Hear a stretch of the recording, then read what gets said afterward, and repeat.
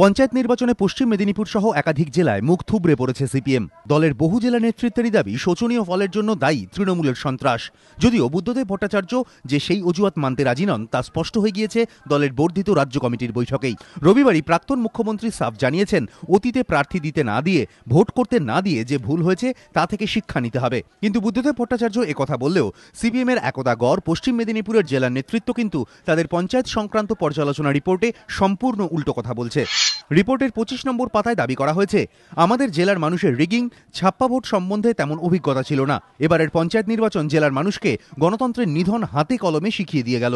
এখনো পর্যন্ত প্রাপ্য তথ্য থেকে পাওয়া যাচ্ছে যে এই ধরনের ছাপ্পা ভোটের মাধ্যমে জেলায় 1026টি বুথে ভোট লুট হয়েছে। যদিও দীপক সরকারের নেতৃত্বাধীন পশ্চিম মেদিনীপুর জেলা কমিটির এই রিপোর্ট হাস্যকর মনে হচ্ছে আলিমুদ্দিনেরই একটা বড় অংশের কাছে।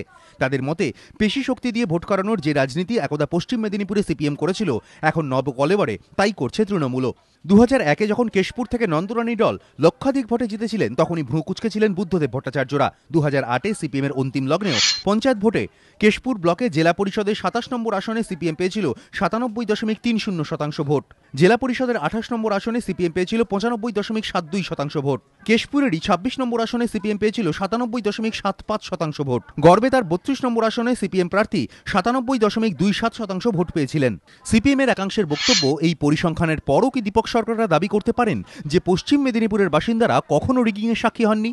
অবাধ নির্বাচনে কি একটা দলের পক্ষে এত ভোট পাওয়া সম্ভব? তাই পশ্চিম মেদিনীপুরের দলীয় নেতৃত্বের দাবি হজম হচ্ছে না সিপিএমেরই শীর্ষ নেতৃত্বের একটা বড় অংশের কাছে। তাদের মতে, দীপক সরকাররা একদা জেলায় রাজনৈতিক একাধিপত্যের যে সংস্কৃতি শুরু করেছিলেন, এখন বুমেরাং হয়ে সেটাই ফিরে আসছে। এদিকে জঙ্গলমহলে সিপিএমের শোচনীয় ফলের নেপথ্যে যে বর্তমান তৃণমূল সরকারের ভালো কাজই মূল কারণ, তা অবশ্য স্বীকার করে নেওয়া হয়েছে পশ্চিম মেদিনীপুরের জেলা নেতৃত্বের রিপোর্টে। অমিতাভ রথ, এবিপি আনন্দ, পশ্চিম মেদিনীপুর।